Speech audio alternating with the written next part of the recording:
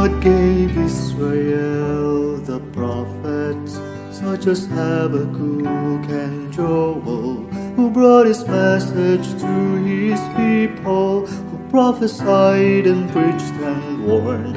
Jesus chose his 12 apostles, such as Andrew, James, and Thomas, who testified the works of Christ.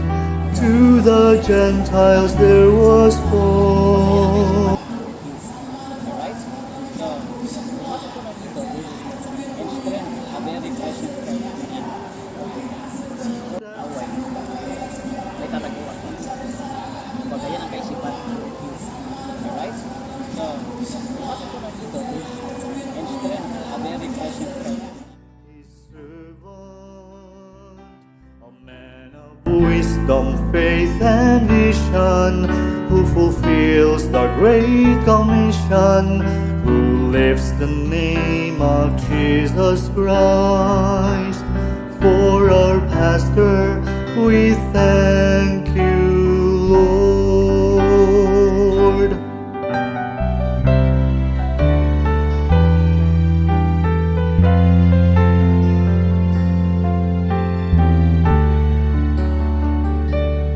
God has called evangelists such as Dwight, Lim, and Moody, who boldly preach the name of Christ, the only hope of all mankind.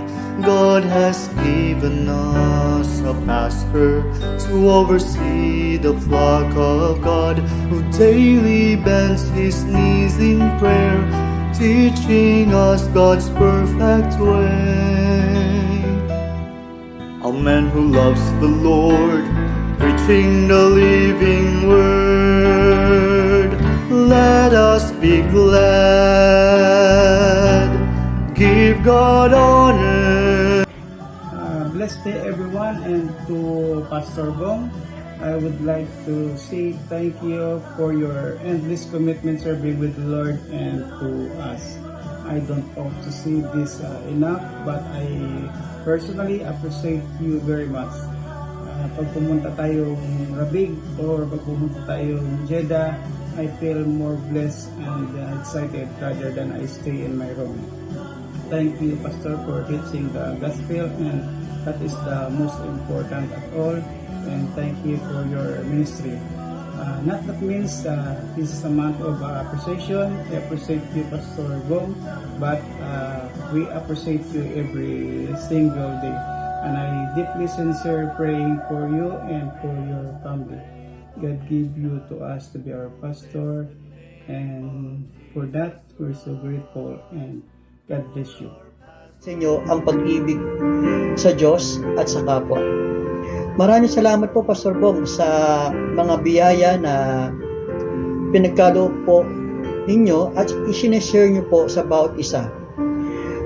Sa inyong pagiging ama ng pamilyang spiritual dito po sa lupa na pinagkatiwala po sa inyo, ay kami po ay nagpapasalamat. Ang aking pong pamilya ay nagpapasalamat po sa mga panalangin, sa mga encouragement, sa mga advice po na pinagkaloob nyo po sa aming pamilya at dito sa Tuwal, na kayo po ang inatasan na aming maging pastor. Hindi biro po ang maging pastor. Napakarami pong pangyayari na inyong haharapin, at maraming mga bagay na hindi nyo kakayanin. Ngunit may Diyos na laging nakaprotect sa inyo, may Diyos na laging nag-aalalay sa inyo, at may Diyos na laging handang naakay para tumanggap sa ating Panginoon, para sa mga lost souls everywhere. May God give them na yung mga pangangailangan suportahan po natin ang lahat. Nawa sa lahat po ng mga deacons, mga elders, at saka mga volunteers ng church diyan, no? That with humility, with compassion, and godly wisdom, nawa ay magpatuloy po tayo sa ating gawain sa pangunguna ng pastor na pinagkaloob po sa atin ng ating Panginoon. Maraming salamat po at hindi ko na masyadong pahabain. Alam niyo naman po ako pagka ako'y parang nagsesermon na ng mahigit 1 oras. Salamat po ng marami sa inyong lahat. And Happy Pastor's Month po sa lahat, especially sa ating Pastor Wong. Thank you very much po and God bless po sa inyong lahat. Happy Pastor's Day po, Pastor Bong. Ayan, kami po ay mula sa Tres Maria at meron po kaming hinanda na Bible verse po bilang pagdiriwang po ng Pastor Appreciation Month. Okay, from 2 Timothy chapter 4 verse 2 po.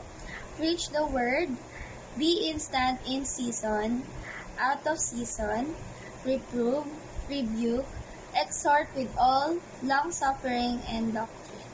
Ayan po. So, we blessed po na kayo po ay nagpapatuloy po dyan na ipahayag po ang salita ng Diyos, especially po sa aming mga magulang at sa mga kapatiran po na nandyan ay patuloy po na naglilingkod. So, thankful po kami na nanatili po kayong nagiging matatag as a preacher, as a friend, and so on po. Kaya muli, nagpapasalamat po kami sa Panginoon na lalo ka po niya binibigyan ng kalakasan. So, yun lamang po. Muli, binabati ka po namin ng Happy Pastor's Day po, Pastor Bong. God bless. Bless po.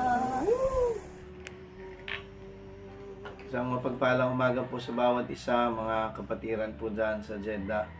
Lalo na po ang ating pong mahal na Pastor Bong. Happy Pastor's Appreciation Month po. Maraming salamat po sa inyo pong buhay na patuloy na ginagamit ng Panginoon bilang daluyan ng pagpapala po sa mga kapatiran po dyan, maging sa mga kapatiran dito po sa Puyo, Palawan. Salamat po sa inyo pong pagsuporta sa gawain po ng misyon sa Kokoro Island, dito po sa aming pong lugar. Isang malaking pagpapala po at encouragement sa amin na magpatuloy po sa gawain po ng Panginoon. Patuloy po kayong pagpalain ng Panginoon sa inyo pong buhay at again po, Happy Pastor's Appreciation Month. Hello po sa lahat. Salamat sa opportunity na makapag-greet kay Daddy sa Pastor's Appreciation Month. Salamat din sa effort ng mga kapatiran na mabigyan ng Pastor's Appreciation Month si Daddy. Salamat din sa aming Daddy Bong sa being a good father and good husband and good provider. Even kahit malayo siya, he's always giving his effort kahit busy, takes time to talk to us. Salamat din sa mga kapatiran na patuloy na nagsuporta sa gawain at kay Daddy at sa kanyang nag-a-assist sa kanya.